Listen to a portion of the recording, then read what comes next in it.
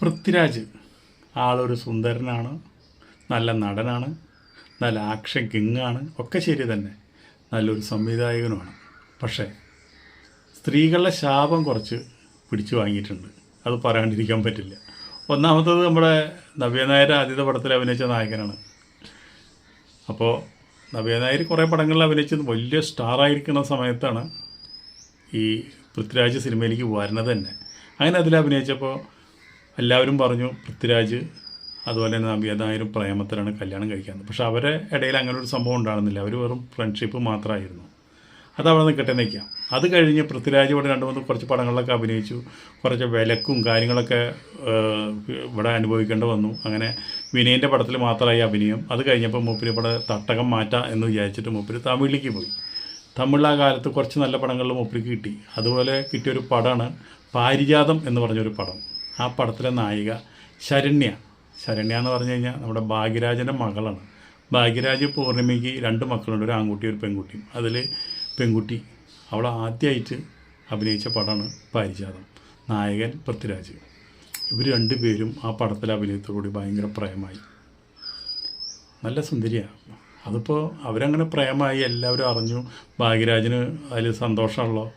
സുകുമാരൻ്റെ മകൻ, നല്ല സിനിമാ കുടുംബം. അതുപോലെ തന്നെ ഭാഗ്യരാജും പൂർണിമയും സ്നേഹിച്ചാണ് കല്യാണം കഴിച്ചത്. ഭാഗ്യരാജിനും സന്തോഷം. അങ്ങനെ ഒരു ഭയങ്കര സ്നേഹത്തിലായി. ഇപ്പം എന്തായി, ശരിക്കും പൃഥ്വിരാജിൻ്റെ കുടുംബക്കാർ സമ്മതിക്കാത്ത പ്രശ്നമെന്നാണ് പറയണത്. അതിൻ്റെ യഥാർത്ഥ കാര്യം നമുക്കൊന്നും അറിയില്ല. എന്നിരുന്നാലും എതിർപ്പുകൾ വന്നു. അത് ഭാഗ്യരാജിൻ്റെ കുടുംബത്തിൽ നിന്നുള്ള എതിർപ്പുകളല്ല. അല്ലെങ്കിൽ പിന്നെ ഇപ്പോൾ പൃഥ്വിരാജിൻ്റെ കുടുംബത്തിൽ നിന്നായിരിക്കും എതിർപ്പുകൾ. ഏതൊക്കെ ഭാഗത്തുനിന്ന് എന്തൊക്കെ വന്നു എന്നൊന്നും നമുക്കറിയില്ല. എന്നിരുന്നാലും എതിർപ്പുകൾ വന്നു. അതോടുകൂടിയിട്ട് പൃഥ്വിരാജ് സ്നേഹം പ്രേമം മറ്റുള്ളവർക്കാട് മാറ്റിവെച്ചു. അപ്പോൾ ചിലപ്പോൾ സിനിമ മാത്രം മതി, ഇപ്പോൾ കല്യാണമൊന്നും വേണ്ട എന്നുള്ള നിലയിൽ വീട്ടുകാർ ഉപദേശിച്ചിട്ടുണ്ടാവാം. നല്ല സമയമാണ്. അപ്പോൾ അതോടുകൂടിയിട്ട് ആ പ്രേമം മൂപ്പർ ഉപേക്ഷിച്ചു എന്ന് പറഞ്ഞപ്പോൾ അത് അസ്ഥിയിൽ പിടിച്ചിരിക്കുകയായിരുന്ന ശരണിക്ക് പൃഥ്വിരാജ് അത്രയധികം സ്നേഹിച്ചു. ഈ പൃഥ്വിരാജ് തേച്ചപ്പോൾ അത് സഹിക്കാൻ പറ്റിയില്ല. അവൾ ആത്മഹത്യക്ക് ശ്രമിച്ചു.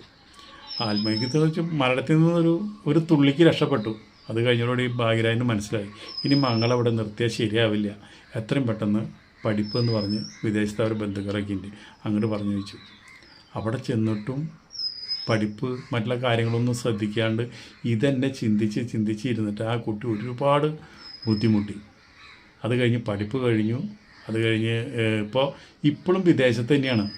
33 വയസ്സായ ആ കുട്ടിക്ക് ഇപ്പോഴും വിവാഹം കഴിച്ചിട്ടില്ല. ഇപ്പോഴും പ്രേമ നിരാശത്തിൽ മാത്രം ജീവിക്കുന്ന ആ കുട്ടി. അത് നോക്കി ഒരു ഭയങ്കര ഒരു വിഷമല്ല ആ കുട്ടിയുടെ മനസ്സിലുണ്ടായത്. ആദ്യമായിട്ടൊരു സിനിമയിൽ അഭിനയിച്ചു. നിങ്ങൾ ആരെങ്കിലും പാരിജാതം കണ്ടിട്ടുണ്ടെങ്കിൽ ഞങ്ങളൊന്ന് കമൻറ്റ് ചെയ്യുക. അതിൽ തോന്നിയൊരു ഫോട്ടോ ഞാൻ വെച്ചിട്ടുണ്ട്. അപ്പോൾ പൃഥ്വിരാജ് ചെയ്തത് വളരെ മോശമായുള്ള കാര്യമാണ്.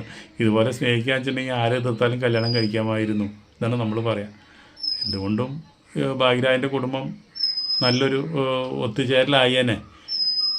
എന്ത് ചെയ്യാം, അതൊന്നും പറയാൻ പറ്റിയ കാര്യമില്ല. ദൈവം വിധിച്ചാലേ നമുക്ക് കിട്ടുള്ളൂ. അല്ലാണ്ട് ഇപ്പോൾ നമ്മുടെ ആശയമൊന്നും നമുക്ക് കിട്ടണമെന്നില്ലല്ലോ. അതുപോലെ ഇപ്പോൾ പൃഥ്വിരാജിൻ്റെ കുറ്റമല്ലായിരിക്കാം, അത് ദൈവത്തിൻ്റെ വിധിയായിരിക്കാം എന്ന് വിചാരിച്ച് നമുക്ക് വീഡിയോ ഇവിടെ നിർത്താം.